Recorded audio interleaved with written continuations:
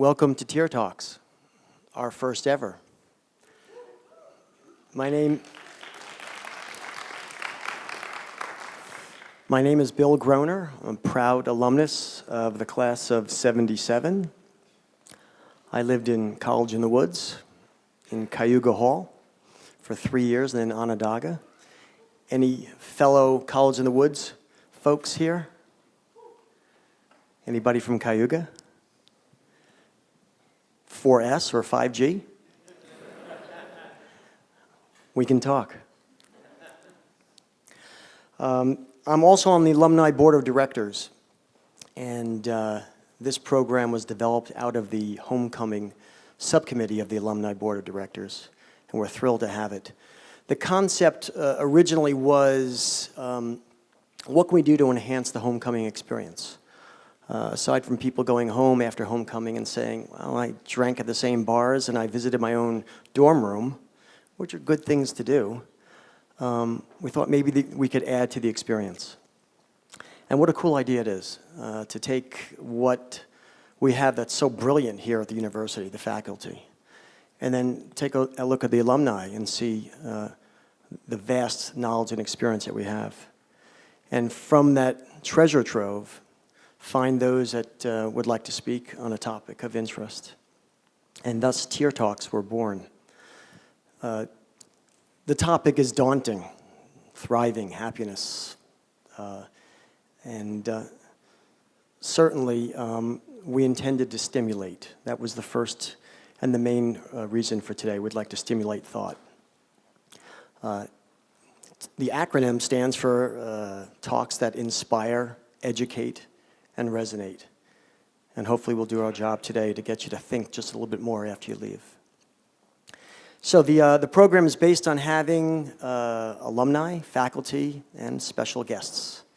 There's one special guest that I'm going to introduce now. His name is Michael Finkelstein, MD, a dear friend, extraordinary man. Michael's sitting here on the right. A friend from home, but much more than that. Michael's traditional, oh, by the way, did everybody hand their surveys into the staff that's here? It's important. And if you haven't, if you could just raise your hand and flag somebody down. So Michael started his medical career at the University of Pennsylvania, undergraduate and medical school, summa cum laude. Went into traditional Western practice, whatever that may mean, and had a prolific career. It was the medical director of 7 different hospitals or institutions, actually started 2 integrative medicine facilities, and the word integrative medicine is a very interesting concept. Michael has a very holistic approach to medicine. He's an expert in integrative medicine. He studied under Dr. Andrew Weil, who is one of the pioneers, certainly if not the pioneer in the country in this field. And Michael's approach is to look at the whole person, to have a holistic approach, to look at mind and body, to look at Western philosophies, Eastern medicine, Western medicine, look at social factors, environmental factors, look at all the different circumstances that comprise one's well-being. As a result, he did start 2 integrative medicine facilities and departments, and he's had a wonderful career. Today, he is the founder of SunRaven, which is a holistic learning and healing center. He has had a radio show for years. He has a book published, 77 Questions for Skillful Living, endorsed by Dr. Oz and Dr. Weil. And the reason I have these note cards here is because I wanted to get these quotes correct. Dr. Oz, Dr. Finkelstein masterfully guides us through the dots that connect our lives.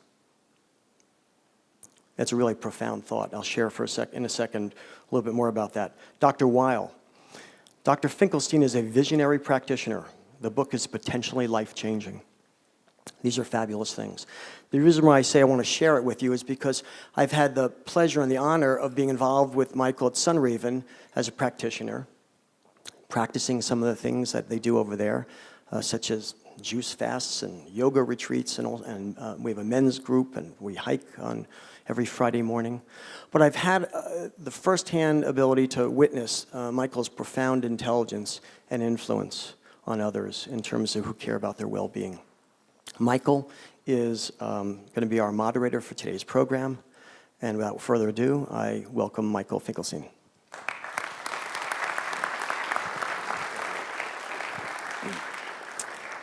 Thank you, Bill. That was very kind, generous, those words. In some ways they're true, but they don't tell the whole story. I learned a lot in my formal education. It's a lot in medical school, but not enough to be the type of doctor that I wanted to be. And it wasn't until I sat with people at the end of their lives, on their deathbeds, that I understood what I was trying to do, what I was trying to accomplish. And that was to help people live a meaningful life while they were alive, not wait till that last moment until they realized what were the priorities.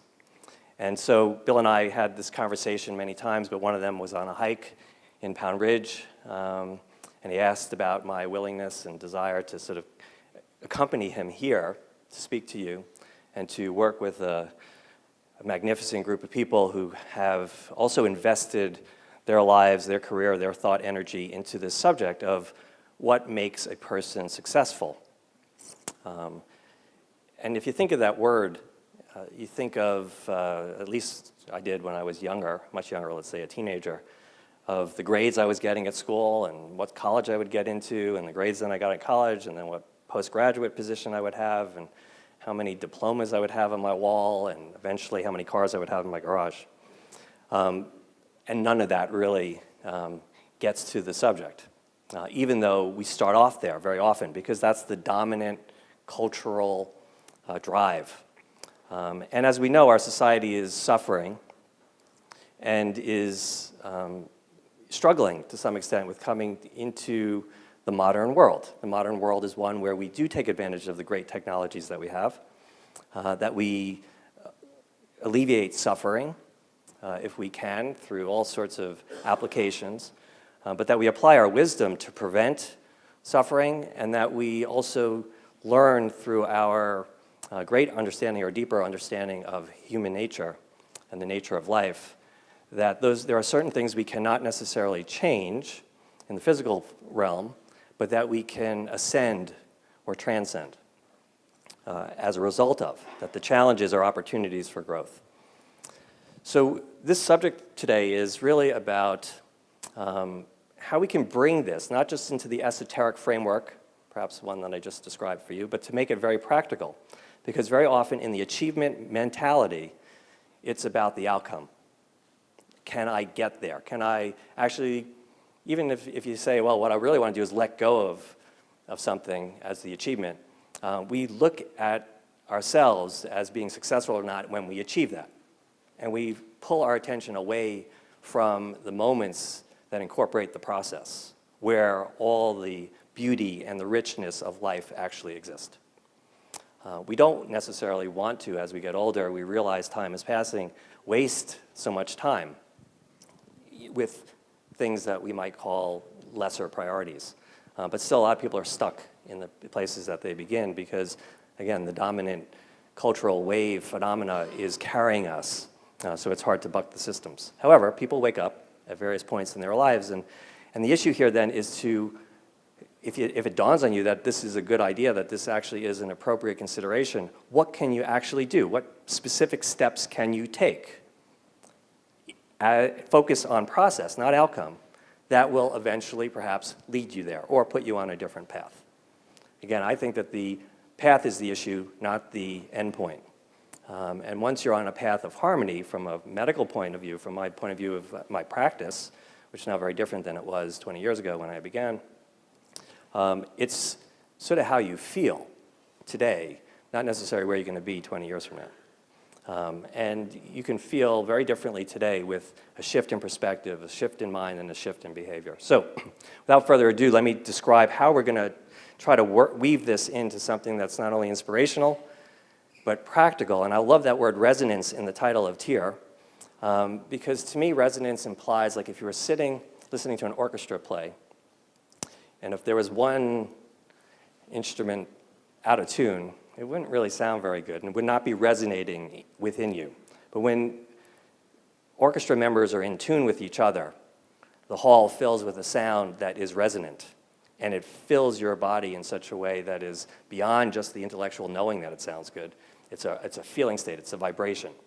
That's what I think we're going to try to do. So the people behind me are going to deliver, which is very challenging by itself, 10-minute segments, sort of like a TED Talk, but we're going to tie them together. So there's going to be 4 TED-like talks in a row, but consider them not individual players, but members of an orchestra, and that this whole thing is a musical composition that we're hoping will resonate with you. And so if you can, in some ways, park some of the discerning voice in your head that says this makes sense, that doesn't make sense, and try to just listen to the whole symphony. Consider it 4 movements of a symphony, and take it all in.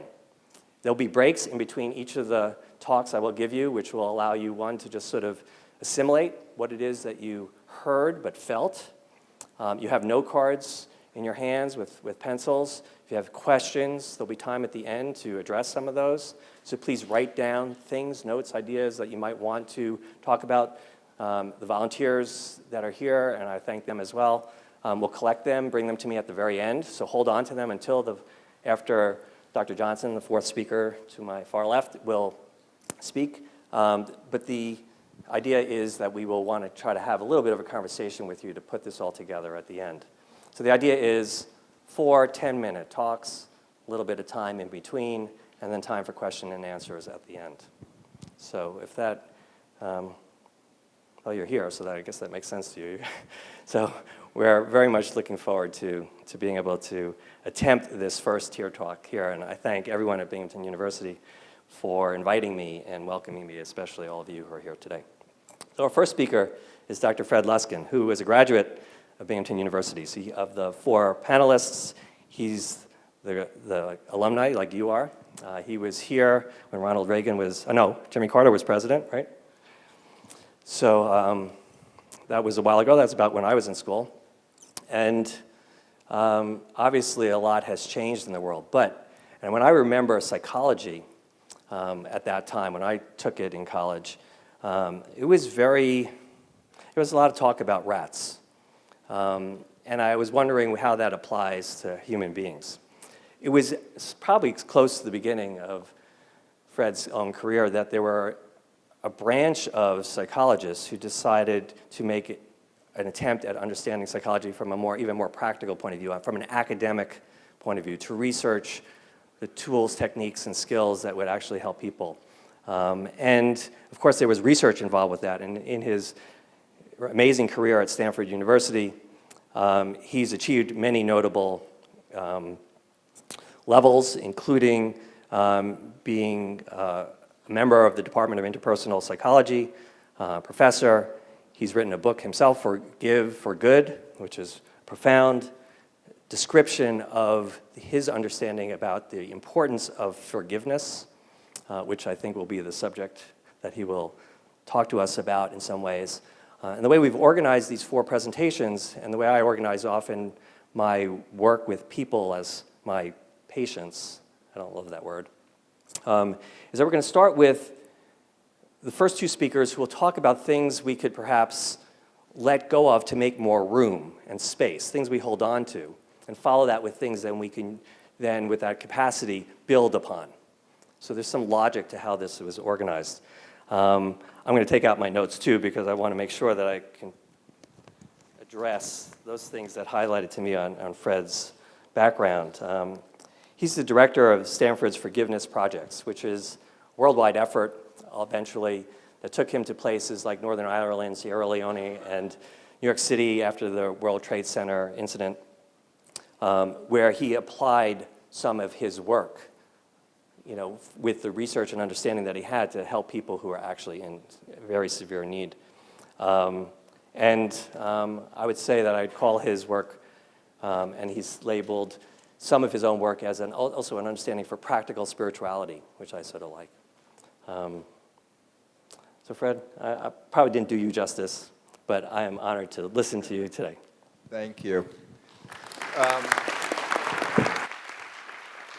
You know, I haven't been back on this campus in decades, and it's very strange. Looks so different.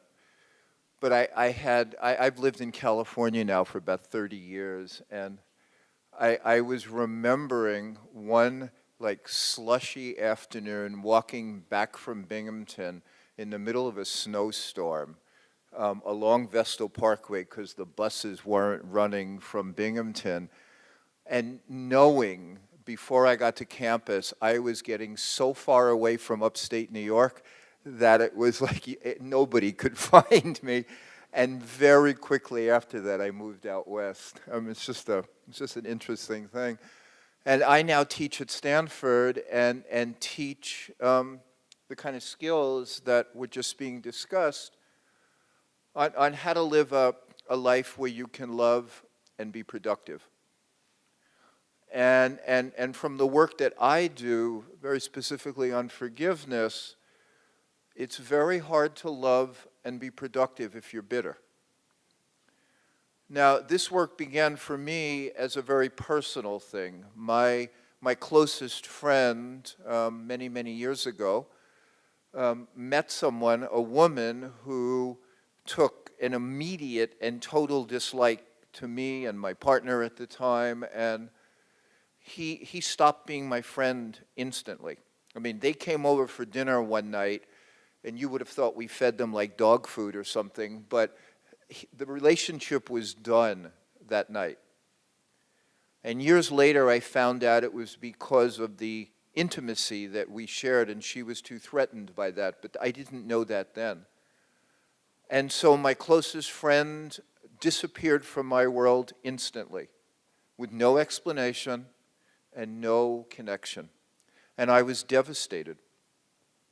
And I was devastated in a way because I didn't know how to wrap myself around that kind of loss, where I hadn't done anything and I couldn't figure it out. And the upshot of that was I became harsher and less trusting. Like I would evaluate things in terms of this loss and this pain, and it took a moment from my partner at that time saying to me, Fred, like, you're not the person I signed on to. Like, you're this bitchy pain in the butt. And, like, get over it. And of course, I was already a therapist at that time, which is kind of embarrassing, but she kind of nudged me, get over it. And I had no idea how to get over it. Because, 20 years ago, therapists and psychologists weren't talking about the positive qualities like forgiveness and compassion and love, the things that actually give you a successful life.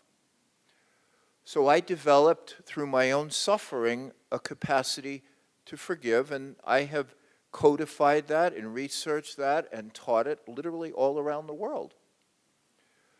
But at its heart is a desire to live a life where one can trust enough to love.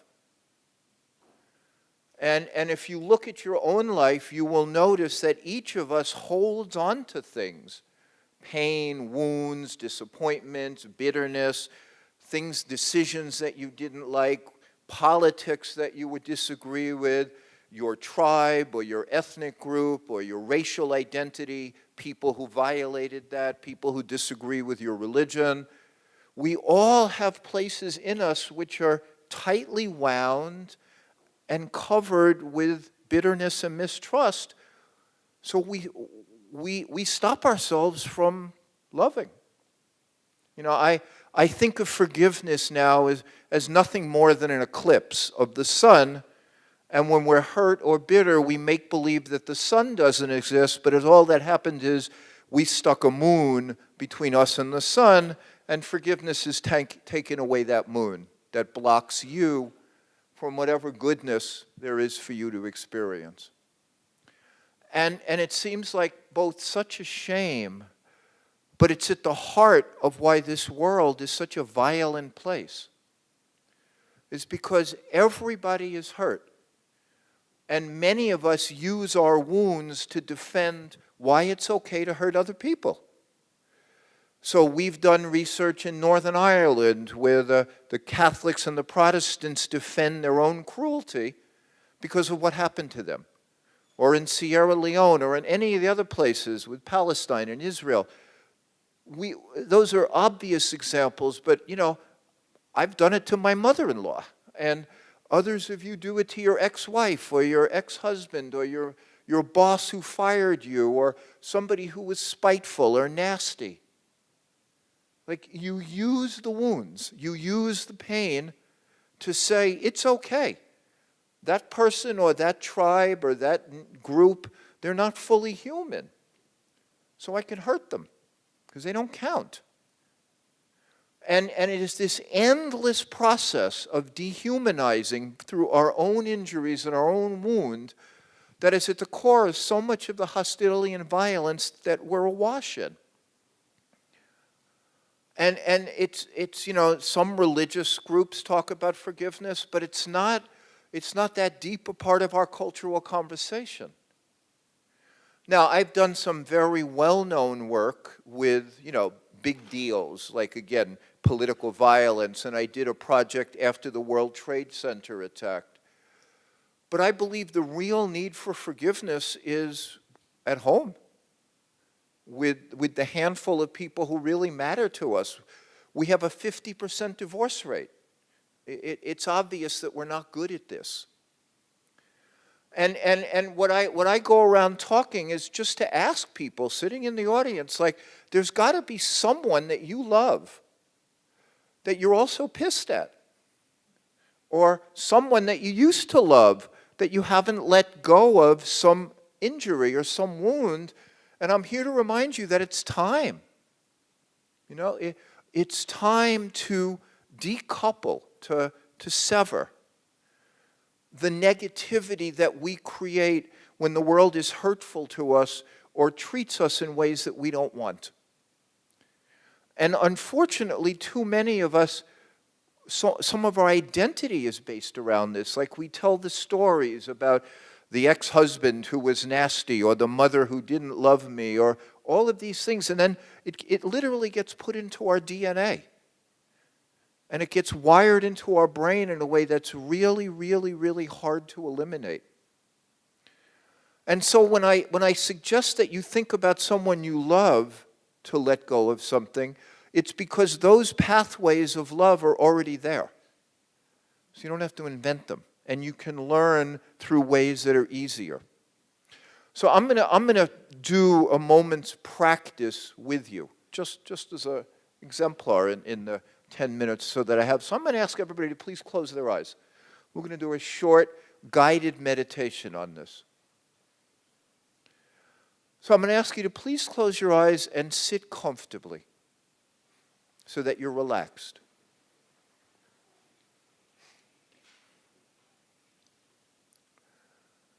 And what I'd like you to do is see if you can, just for a moment, slow your breathing down a little bit. So you're consciously relaxing. And the easiest way to do that is by deepening your breathing just a bit, by opening your belly and diaphragm when you inhale so you're not holding tightness. So you inhale and you let your belly get bigger. And you exhale and let your belly contract. But you want to consciously practice relaxation. And you're actually consciously practicing being safe. Because an animal will not open its belly and be defenseless if it's under threat. And so you want to practice being safe. Safe in a way that you don't have to hold resentment. That you're safe, you're okay just being with you. And then what I'd like you to do is bring an image to your mind of someone you clearly love. Just bring a rich, warm, loving image of somebody you're not in conflict with now so you can feel that love. So you want to bring an image to your mind, and then want to see if you can feel it. Feel the affection, feel the care, feel the goodwill you have for this person, and see if you can almost bring it into your heart. Like you want to bring it in. You're activating the part of you that already knows how to forgive. It's a quality in you that lies dormant. And so you want to open your heart up to love and goodness. You just want to feel that.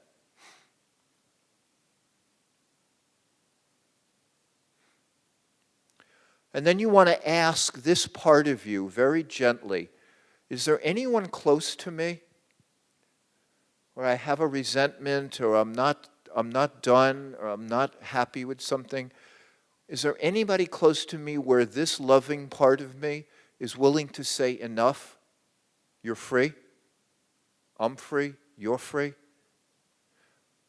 That the part of you that's safe and loving and gentle doesn't need this tightness and is willing to release it into your own goodness.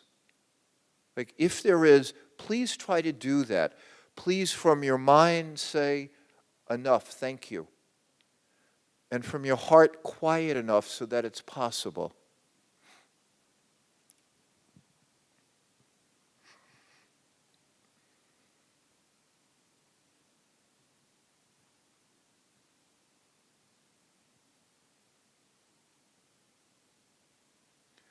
And then let all that go.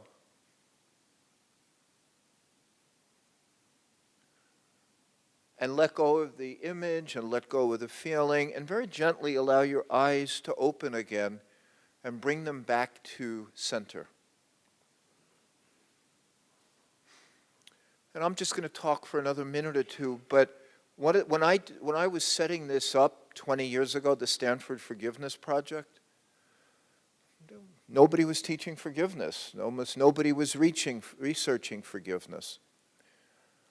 And I understood through my own woundedness that woundedness had kept me from certain capacities, of certain abilities to trust and certain abilities to reach out because I felt unsafe. And what I realized over time was a lot of that was due to my closing down after the wound and after the hurt. And so what I had to do was open back up. I had to open my heart back up. I had to open up. And we showed through research that we can teach this. It's not that complicated. And when you open up, even in little ways, like you access the part of you, the intelligence, the wiring in the brain that has no reason to hate anybody. That's just a perspective, and it's a mind-body perspective. But there are other perspectives right alongside that we just don't practice as much because so much of our physiology is so primitive and threat-wired. But it's right next to it, and so the message that I give is like a simple moment of gratitude opens you up to the part of you that would never want anybody else to suffer. Or a simple moment of appreciation of your partner or your parent or your best friend or your lover opens you up. And then you're in a space where forgiveness doesn't feel so ridiculous, or compassion or kindness. And so, again, these are trainable skills. That's the takeaway from the work that we've done on forgiveness, and now I teach happiness classes. But the good news and the emphasis is on you can train yourself. Just like your primitive kind of physiology and your very threat-based nervous system trained your attention to be scared and to overemphasize what's wrong. But it doesn't take much to reorient that. And so I'm going to leave you with one more moment's practice. Just think of, as you sit here, just remember somebody who was kind to you in the last 24 hours. Just bring your mind to, it doesn't matter what it was. Did somebody like say something nice to you? Did somebody like do your laundry? Did somebody smile at you? Any act of kindness, just remember it and picture it. And then inside of you, just say thank you. Thank you. And again, you can't go directly at forgiveness so easily because the resistance is enormous. But you can go around the sides. And when you're in a space where you have remembered when somebody was kind to you, you're going to be a lot more disposed to being agreeable to somebody who wasn't. Anyway, my time is up. I thank you for your attention. This would be a good time then to just take a few moments, and I think Fred led us with what to do in those moments. Let that settle in, the thought of kindness for another few moments. And if you have a question, use this time as well to jot it down on the index card, and I'll give you another minute or so.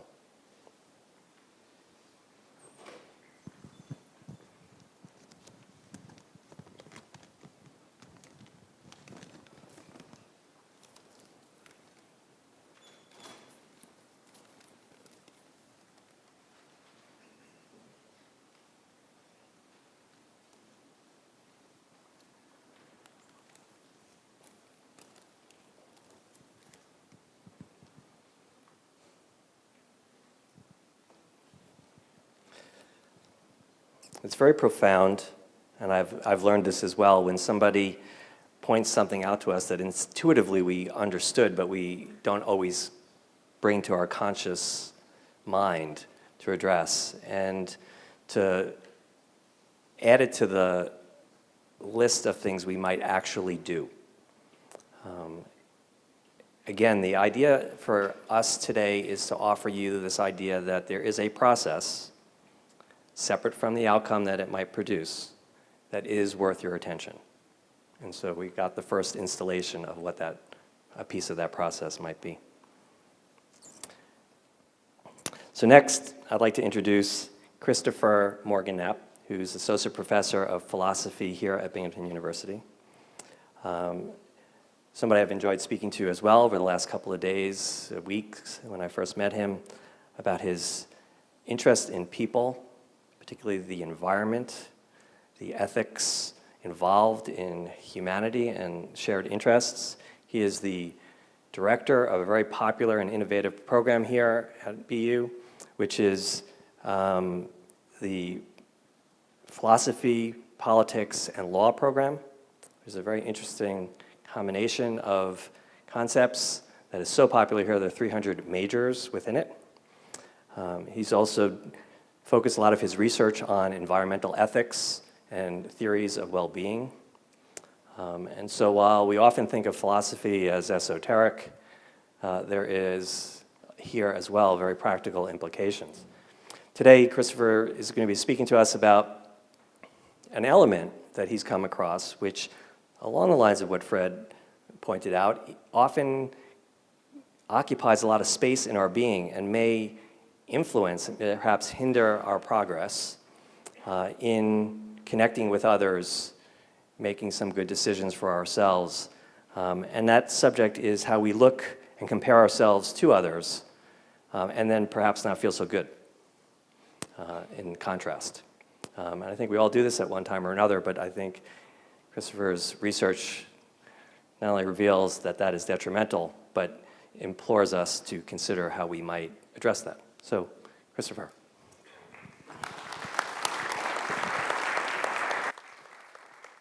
So, thank you very much, Michael, for the introduction. And I was especially thankful because during Fred's talk, I got so relaxed that I lost a lot of that nervous energy that helps. So I got it back while you were speaking. So, yeah. Okay, I'd like to start with something I read in business news lately. Kim, maybe you heard this, that the CEO of Virgin Atlantic, the airline, instituted a new vacation policy for employees.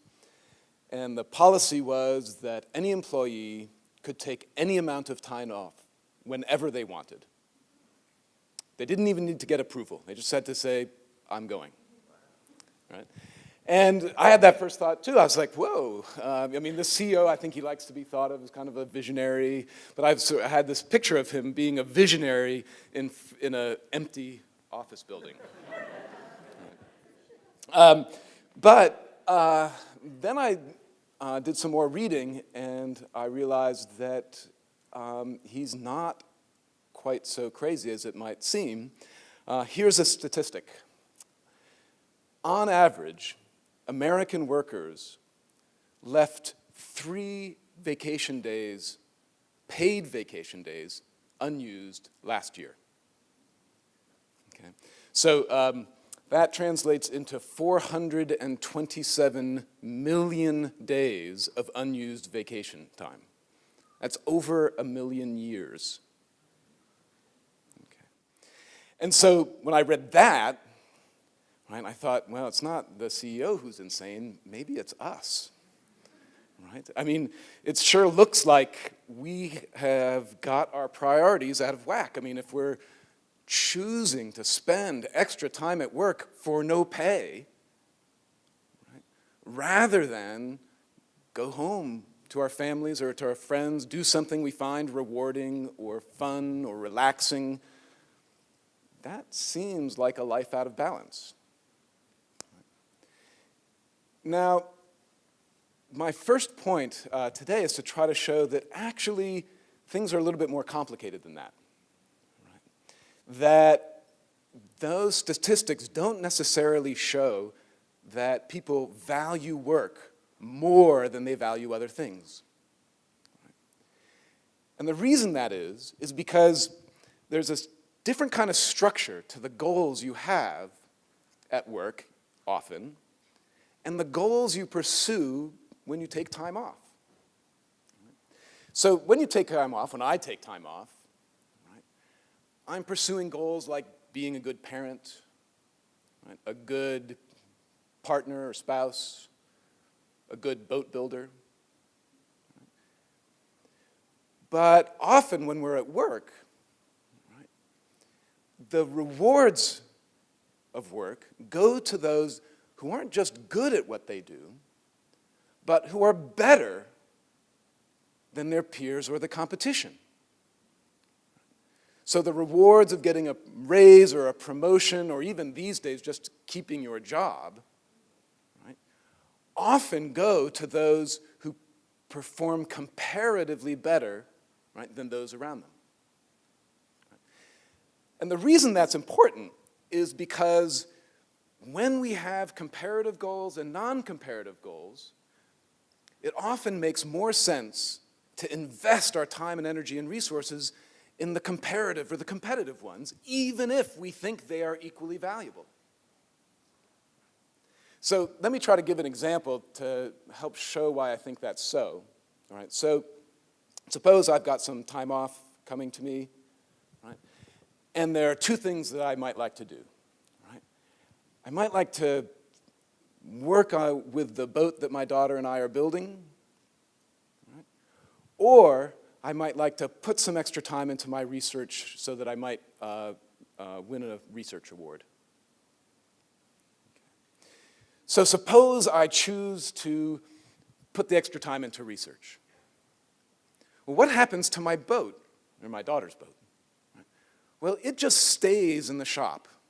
Right? It doesn't get any nearer to being finished, but it also doesn't get any further away from being finished. Right? But now think about what happens if I take time off from work and go to build a boat. Well, my progress towards getting that award, that doesn't just stay put. Why? Well, because all those others who are going and putting in more time into their research, they're getting ahead. So that means that I'm not at the same point as when I left. Right? When I return, I'm actually behind. My chances of winning the award have gone down. Right? So even if I think these 2 things are equally important, right, I lose more of what I care about if I go build the boat than if I stay at work. So I think that is a big part of the explanation for why all those days of paid time off go unused. Right? But it also, I think, shows us that if taken too far, that can lead to a life that gets all out of whack. If we have some non-comparative goals and some comparative goals, we're going to keep over-investing in the comparative ones. Right. So, we have good reason to be wary, I think, of comparative goals. Right. Now, one kind of comparative motivation that I've spent a lot of time thinking about in the last year or so is envy. Now, envy, when you envy somebody, that's not generated so much by the fact that you have too little. Right? It's not that your salary is too low, right? Or your house is too small, or your countertops are too out of date. Right? What generates envy is how what you have compares to what somebody else has. Right? That your salary is lower than your colleagues. Right? Or that your house is smaller than your sister's. Right? Or that your countertops, your Formica, is like less cool than your friends. Right? And so envy has that comparative structure, right? That I think we need to be very worried about. But in addition, I think, there's a further reason to be suspicious of envy, right? And that's because I think envy, whenever you feel it, is always irrational. Now, what do I mean when I say an emotion is irrational? What I mean is that the emotion presents the world as being some way that, in fact, it isn't. So the emotion is misleading. Right, so take an easy example. Sometimes when I go to get firewood off the stack, I uncover a garter snake nest. Right? The garter snake, slithers away, and whoa! Right? And I'm afraid. I admit it. That kind of fear is irrational in my sense because it makes me feel like that snake is dangerous. But of course, it's not. So I think envy does the same kind of thing. It presents the world as being some way that it couldn't be. So to see that, we have to figure out, well, how does envy present the world?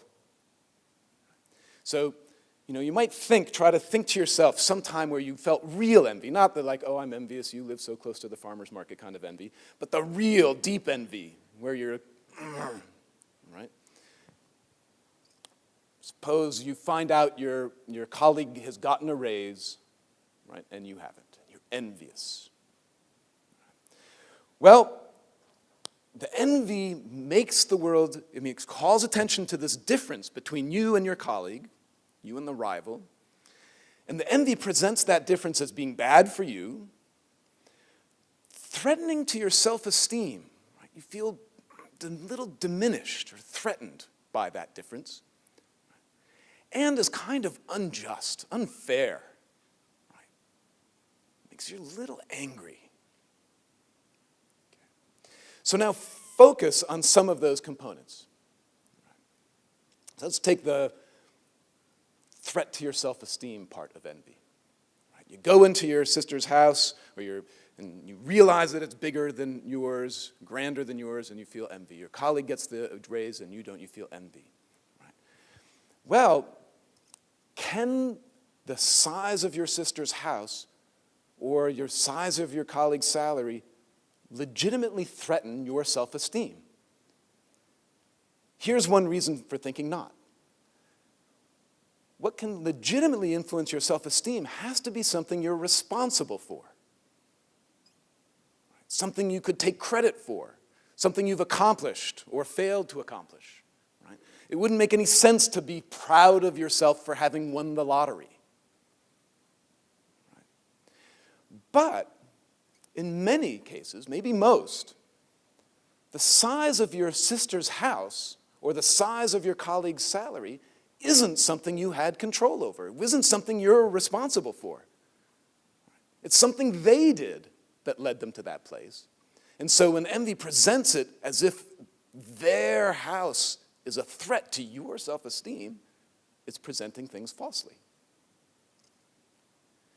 Now you might think, oh, wait a minute, come on, remember you said that it's the comparison between you and the rival, not just what the rival has. So maybe you could, in some cases, be responsible for the fact, not that her house is big, but for the fact that your house is smaller.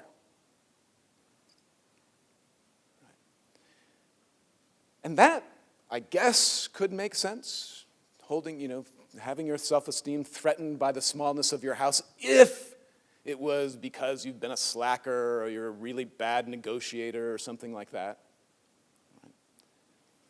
But then, the smallness of your house is something you deserve. The difference between you and your sister or your colleague isn't undeserved, it's not unfair. In fact, it's precisely how things should be. And that, in a nutshell, is why I think envy is always irrational. It presents things as a threat to our self-esteem and as undeserved, but those two things can never be true at the same time. So, along with the fact that envy is this comparative goal that threatens to throw our life out of balance, we now have the irrationality of envy as a reason to banish it from our lives. And the hope is, if we actually rid ourselves of envy, we'll be more likely to take that time off of work, go out to the shop, and build that boat with your kids. All right, thanks you very much.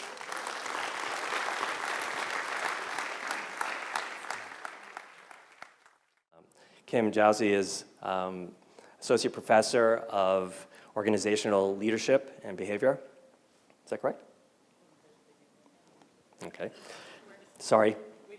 And her interests in leadership specifically and what enables a person to become not only a successful leader, but a good leader, has a lot to do with personal qualities and characteristics that she is focused on in her research and her work in the field.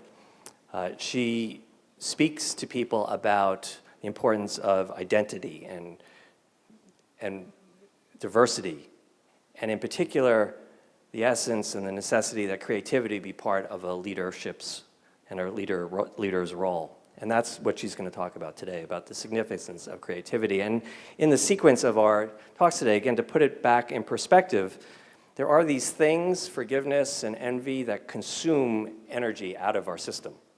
And so they deserve some work. And what do we do when those things are addressed and we have now this restored energy? What can we now practically use that energy for to piece together our lives so that we are actually effective leaders of our own existence? So that's the next conversation.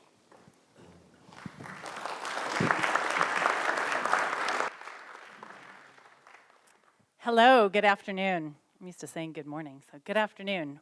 What a privilege it is to be here looking out and seeing my current students and my former students. There's so many of them that have come today. Thank you. And all the alumni. It's just an honor to work here. And part of the reason that I love my job so much is because of what I'm going to talk about today. How many of you would say, I'm a creative? How many of you are creative people in ad agencies or artists? What are creative? Okay. For those of you who aren't, I was just like you. I'd like you to close your eyes for a minute. We've done a lot of eye closing. We're going to do it again. And I'd like you to remember when you were probably 4, 5, 6, 7, whenever, you did something really creative, something really awesome. You drew something really funky in school. You built something really cool in your backyard. You imagined something. You drew a story. You wrote a story. You thought of ninjas leaping from the moon, whenever, right? And think about if somebody stopped that process for you. told you perhaps that the flowers you drew weren't the right color. The flowers are supposed to be in rows. Or if your pinch pot was crooked. Or if your story was unrealistic. Or if your idea was just false. Who has a story like that? Any time in their life somebody took something they did, they thought it was great, it was new, you loved doing it, and somebody told you it wasn't good. Anybody? Everybody? Lots of people? Yeah. And that's too big of a number. I was one of those. I was brought up by a Wharton finance, son of an immigrant who became an orphan, hardcore, analytical. Harvey's not going to believe that, are you? And I was taught that logic is what ruled, and I was super logical and had a bright future ahead of me, either as a finance person or a lawyer. And I was like, really? Because I feel a little funky, and I really love to draw, and I really want to do something fun. And I was pushed very much towards academic classes. And when I got to 8th grade, I signed up for ceramics. I don't think I told my parents. And I was so happy, like mucking around in the not dough, what I recall, clay. And I loved it. I loved it because it was just out of my head and into my body. And one day, after making pinch pots, they pulled me aside. And the teacher took me to the principal's office. Oh, I was a good kid. And I'm like, principal's office. And they sat me down and they said, we're really concerned about the effects of this class on your GPA. You're a very bright girl, you have straight A's. But your pinch pot is well below standards. Kid you not. 8th grade. We recommend you select a more academic elective. I will never forget that phrase. I signed up for Spanish 3, got an A, never touched a creative class again. Never took an art class, never even got near an art history class because I felt so far removed. Became an economics major. Went back to that brain. And so I was told that I was not creative. It wouldn't be possible for me to learn it. In fact, I should stay away from it in order to protect my future. And I always felt awful about that. I felt so sad because I thought creative people were so cool. And I wanted to be one. But my identity was like, I want to be that, kind of like Martha Stewart, right? You want to be like her if you want, but you can't be. So I wanted to be a creative, but I couldn't be. So I had lots of really cool creative friends who were, but I wasn't. And it was a struggle for me. And I stayed in my head as an economics major and worked in brokerage houses and did finance kind of work and was miserable. Miserable. I was good at it, but I was miserable. And I was like, what's missing? And in the meantime, I rode and trained horses. And any of you have seen the article about my work with horses and leadership in the alumni magazine, or the research magazine, you've seen my horses and me, my baseball hat on. But that was my outlet, was to be outside. And so nature became my place where I could be creative and I could think about training horses in creative ways. And I realized that I was tackling really challenging horses and coming up with creative solutions, that I was kind of creative. And I thought, And when I started really studying leadership, I realized that all of the good leaders solve problems in really creative ways. And so it came to me that creativity is something very different than just whether or not you can make a pinch pot. Thank you very much. 8th grade. I can't remember the name of that teacher, but boy, I wish I could have a conversation now. I got to work with Fred here on that one. I got to let go of that. And what I've learned is that it comes down to believing that you are creative and that you can be creative. Now, why? Why does it come down? It comes down to that in terms of the construct, but why should we even try to do it? And what does it have to do with well-being? Research has shown again and again and again, much like with what Fred said, what Christopher said, what Michael's going to continue to say, and what Matt's going to tell us, we will be healthier. We will be more resilient. We will be more productive.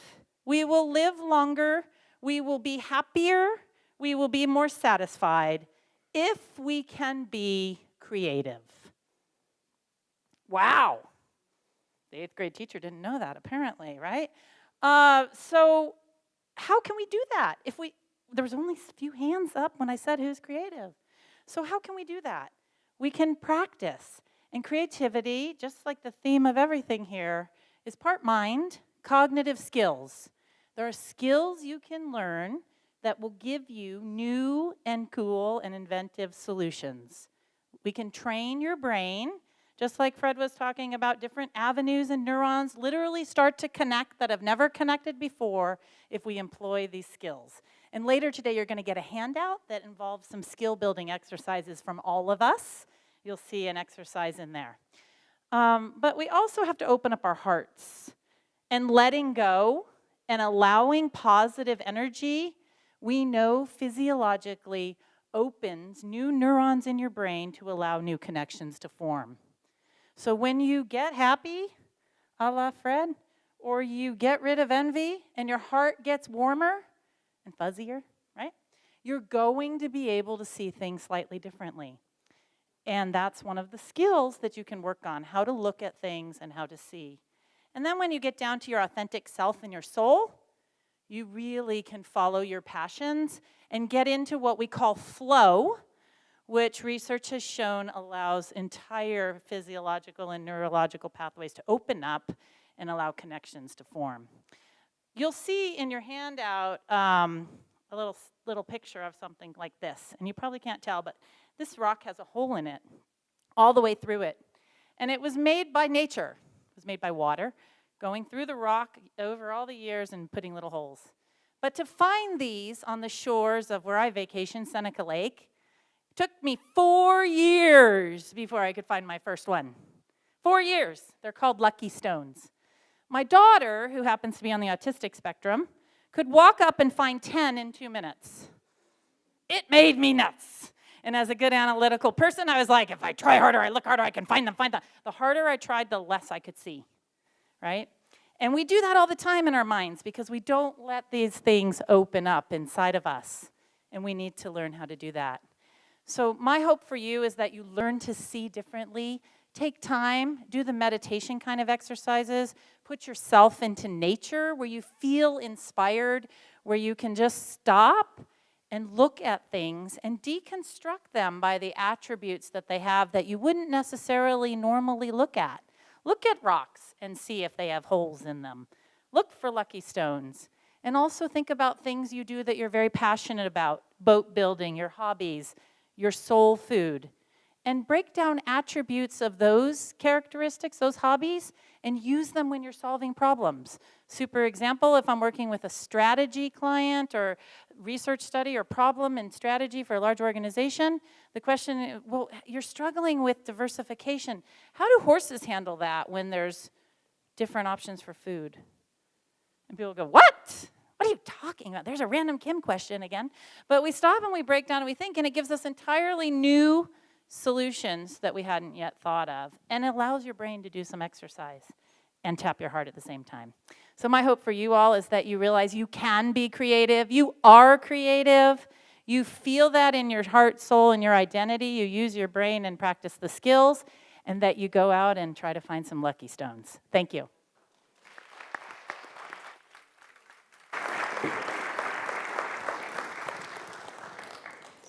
By now you know the routine, so just take a moment, let that filter through. Maybe envision in your mind an aspect of creativity that you now realize perhaps has gone untapped within you.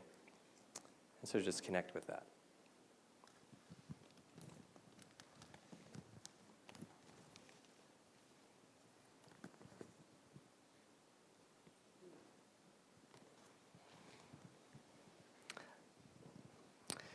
There's an award that's given here at Binghamton University called the Chancellor's Award for Excellence in Teaching, which, by the way, Kim just was awarded last night or 2 nights ago.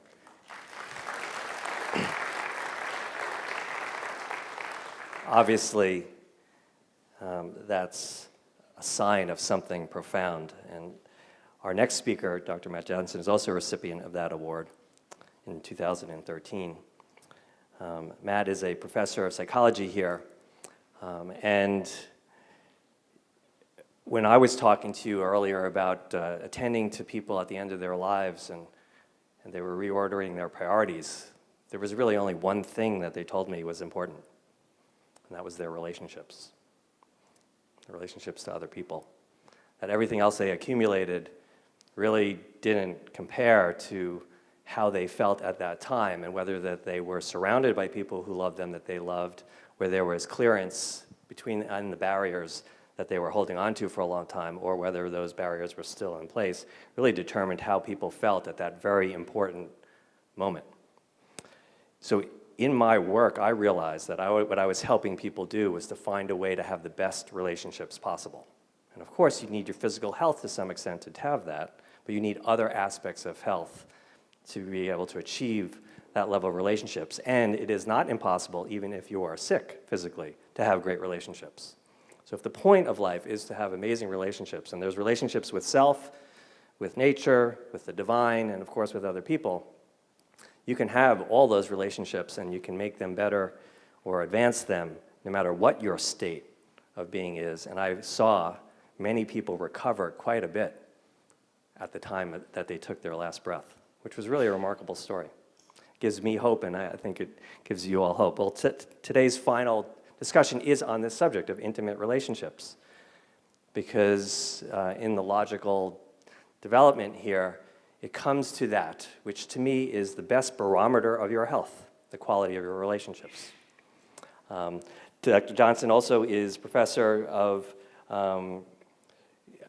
is on the board of directors of a local organization called RISE, which I want to mention because it reveals something about all of these four individuals, which is their relationship to community, which is another aspect of relationships, which in our society has also gone a little undeveloped. And this is an organization that is involved in domestic violence, and it advocates for people who need advocacy.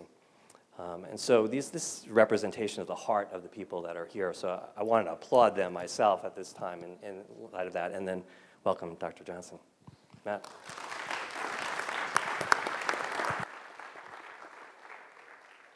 Hi. Well, thank you, and thank you for that introduction, and to all the speakers. It's been really fun listening to those. So, and to jump off of what Michael was just saying, if you ask people,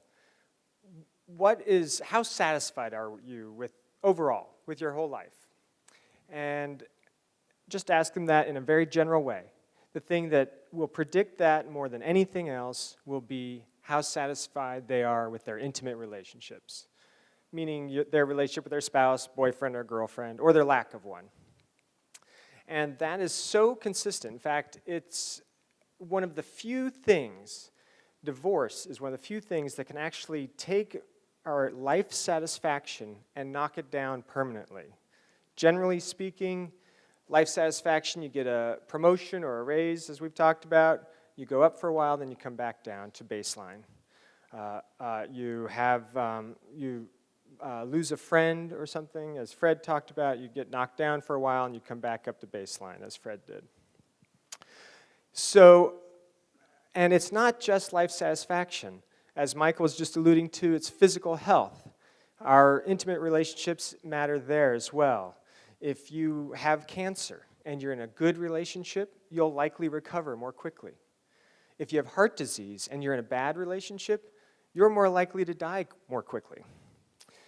And as you mentioned, I'm a psychologist. And so intimate relationship problems are associated with all but 2 of the major mental health disorders we have. And along the lines of what Kim was talking about, our intimate relationships matter in terms of our productivity and indeed our wealth. The correlation between relationship quality and relationship status and wealth and income is extraordinarily high. In fact, it's so high that the U.S. Congress, under President Bush, when he was president, took $100 million from the welfare budget and devoted that money to training poor couples how to have better relationships in the hope that it would bring them out of poverty. And that's a policy, by the way, that's been continued under President Obama. So, the question then is, well, can we actually develop the skills that will improve our relationships? And so the good news is we've been working on this for about 50 years or so, and if you have relationship problems and you go see a well-trained therapist, we've got a better than 50-50 shot of improving your relationship so that we can't really differentiate you from folks not seeking treatment. And we're working on improving that. But the real question for many of us, and that we've been working on instead of for 50 years, for about 30 years, is, well, can we prevent these from developing in the first place? Can we get couples, when they're really happy, when they're engaged to be married or recently married, and can we give them the skills, the communication skills, problem-solving skills, to keep these problems from developing and metastasizing, so to speak? And the premise of this, there's two assumptions here. One is that all couples will experience problems, and two, that we don't pick our partners based on our ability to solve problems. We don't say, Bob is so great because when we argue, it's so constructive. We don't do that. Instead, we say, we'll change the name here, Fabio is such a great spouse because he's really hot. That's what people say. Fabio will be a great dad, or he's a good friend to me, that sort of thing. That's how people pick their partners. And so that was the premise. And so around 1980, folks started working on that. In fact, I was part of a group as an undergrad working on these things to try to train these couples to prevent these problems. And things went pretty well. We developed a program, really my mentor especially developed a program, brought couples in, 15-hour program over 4 weeks, and gave them these skills. And the initial results were pretty good. Couples who signed up for these courses had about half the divorce rate of couples who didn't. Nice, right? So the catch was, when we randomly assigned couples to get this treatment or not, the effect went away. They had the same divorce rate. So it really seems that there's something about making that commitment to take the course that was driving the divorce rate difference, as well as the relationship satisfaction difference. So some colleagues and I thought, we can improve this. Instead of training couples to fight better, let's train couples to be more supportive of one another and more empathic. And we set about doing that. We developed a same type program, about 15 hours, 4 weeks' time. And this time we randomly assigned couples either to that original one that was called PrEP or to ours. The acronym was CARE. But we thought we better assign them, we better have a control group where they're still spending about 15 hours over 4 weeks talking about their relationship, but where we give them no skills at all. So we needed a hook. And so the hook was, we're going to have them watch a romantic comedy and then talk about it. Just talk about the comedy. How does it relate to your relationship? And we had them first do it in the lab, so we watched them. And then we gave them, back then it was gift certificates. There were video stores, you remember these, on the corner where you would go and get your video. So we did that. And there was a fourth group of couples that said, we don't want to participate in any of that. So we also tracked them. Followed them for 3 years. Over those 3 years, we tracked their divorces, we tracked their relationship satisfaction, and we actually brought them back into the lab, had them argue in front of us, both about problems in the marriage, and we had them talk about problems outside the marriage. And we coded them. We had undergrads code them for those in those interactions. And here's what we found. The couples, all 4 groups, had the same exact relationship satisfaction 3 years later. The couples in the group that declined to participate in any of these actually had twice the divorce rate, about 24%. But the divorce rate in the other 3 groups, both the PrEP group, the CARE group, and the romantic comedy group, their divorce rate was the same, 11%. And it gets worse still. The behaviors we coded when we brought them into the lab, when we went to the group where we were training them to solve problems and communicate well while they're arguing, had worse problem-solving skills and worse communication skills.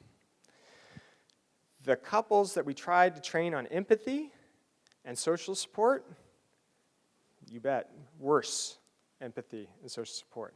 The couples that did the best watched romantic comedies and just talked. No skills at all from us. So you can imagine this is not what we were going for. We put a lot of time into developing this program. You know what I'm talking about. And but what were we going to do? We're scientists, we're going to make mistakes, and we're going to tell the world, hey, we made a mistake. So that's what we did. We published those results recently, and here's how we think about it. We don't think it's necessarily romantic comedies, but that's a nice hook. We think what they did was they talked to each other. They attended to their relationship, and they simply thought about it and talked to each other. So that's what I'm going to encourage you today. Put me out of business as a marital therapist, please. And in the packet that you're going to receive coming out of here, there's a page there, and it lists some of the movies that we recommended to our couples, and it lists some of the questions we asked them to discuss with one another, and it's free. You don't have to come see me or anyone like me. And so attend to each other. I have no reason to think this wouldn't work as well with your relationship with your children or your parents or your friends. So mostly I tell you, just attend to each other and think about your relationships. Thank you.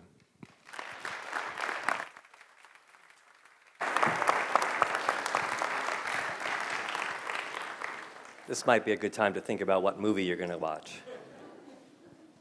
And this is a good time to fill out the question index card. If you'd like to ask a question, we'll start collecting them now. And we'll have a few minutes where we can maybe I'll pull out read some of those questions and ask the four panelists really to engage your questions about them. So here's a question.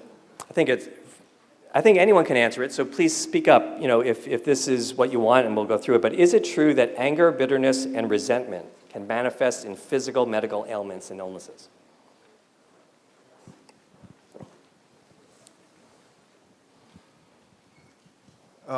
Is it true that anger, bitterness, and resentment manifest physically?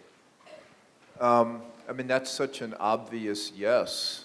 Just go into a place where somebody's pissed off and see what they look like.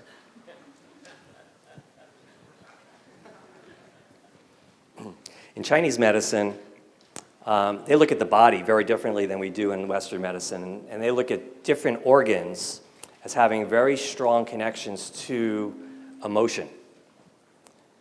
The emotion of anger is associated with the organ of the liver.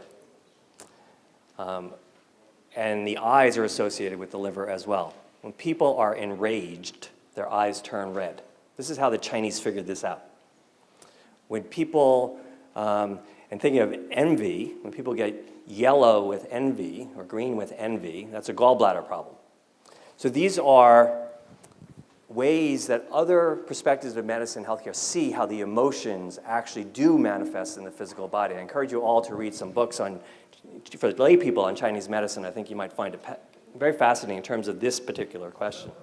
One simple response to that, from what I understand, unmanaged anger is as much a risk factor for cardiovascular disease as cigarette smoking. Mm-hmm. Right. Some more questions?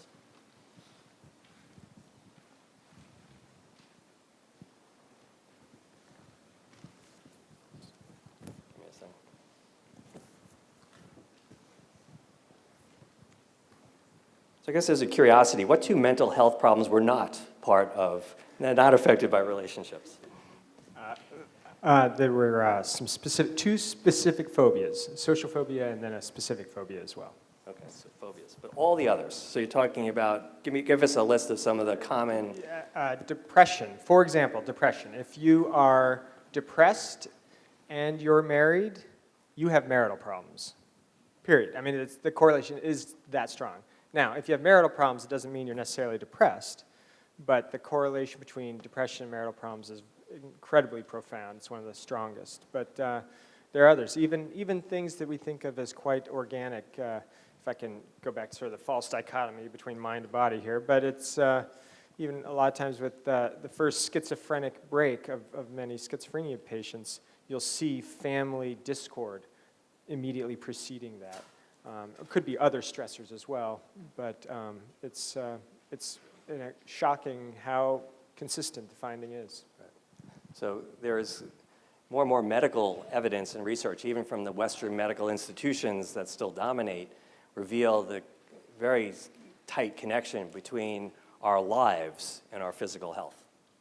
And when Dr. Oz talked about connecting dots, that's what I sort of see, that there are a lot of dots that ultimately become part of our puzzle.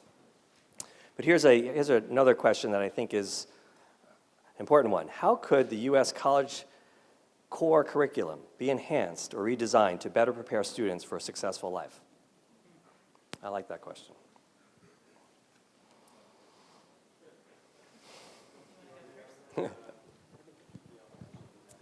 Yeah, that's a good question. Haven't thought a lot about it, and I'm really nervous about expressing what first comes to my mind, which is that we should teach philosophy. But let me make my case, right? There is a kind of questioning, right, that is at the core of the philosophical methodology, right, that many people do naturally, but that you can also train, right? And in my own life, I found that thinking sort of systematically and rigorously about some of these questions about value, right, has really helped sort of inform how I live. And so since that's not a common feature of mandatory education, I think that would be one first place to look. And I think that we could all do a much better job about building classrooms filled with trust and psychological safety, so that these kinds of topics can be explored even when they're being learned, for example, in a biology class or a philosophy class or even perhaps a math class. Last year at our TED Talks here, they had the mathematics of relationships, a talk like that. And so if we gave these students a place to experience what they're experiencing and process them with adults and feel safe, and with each other and feel safe. And they say you're as sick as your secrets, right? And I feel like a lot of our college students have these secrets and these experiences they're taking with them and are so flooded by the ambition and the pressure to get a job, and they have no idea what they're doing or what they're passionate about, and they can't answer the question of what they're good at even for real inside. If we gave them space, safe space, to explore those kinds of questions and really get to know themselves, I think we'd be much better off and see a lot of decline in some of the things that are on the rise, unfortunately. The truth is, though college is a very important period of time for people, it's not the end of the opportunities that exist for people to reconsider and reprioritize. Sometimes we need experiences. We need to fall in hard times or have hard feelings to be motivated to reflect. But it's these tools that you heard about today that I think are those that are about that process. Our goal might be to let some of this go so that you can live your life. That is a goal. But the idea, again, that I want to leave you with is there's a process to achieve that. And grabbing onto the outcome and evaluating yourself, comparing yourself, whether or not you've reached it or not, can be damaging. Holding on to anything can be damaging too tight. So enjoy the process. Try to live and expand and open as much as possible in the process. And I have found that that's when people achieve the greatest state of health. That word health, by the way, comes from the Anglo-Saxon root word halen, which means whole. And so all the words that sound like holy, health, all mean the same thing. Sometimes the English language doesn't do these concepts justice. But I think I'll leave you with that message. Let's try to get whole. And that includes your own personal health and integrity, those that you share with each other, that we share in community. I thank the Binghamton University community, again, all of you, for making this event possible. Bill is going to wrap up. I just want to remind you that you can complete the questionnaire if you haven't, pass it to the students in the aisle, and then pick this up on your way out. And I wish you well in your lives. We will be around a little while. I think there's a space for us if you would like to come up afterwards and ask us questions. Thanks again. Bill?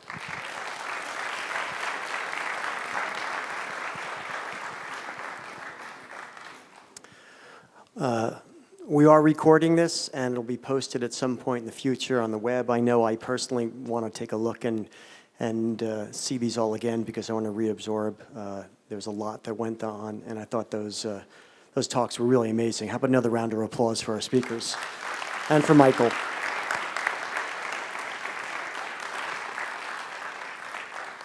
Quick 30 seconds of shout out.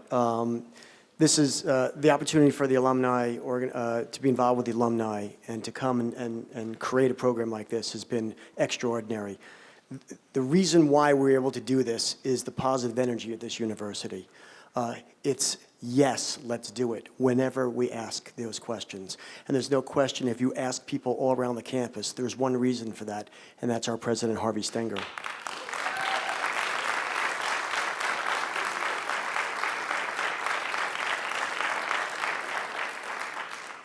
Rose Furman, who also received the Chancellor's Award. She's the director of the Alumni Association. I want to thank you so much. You are the reason.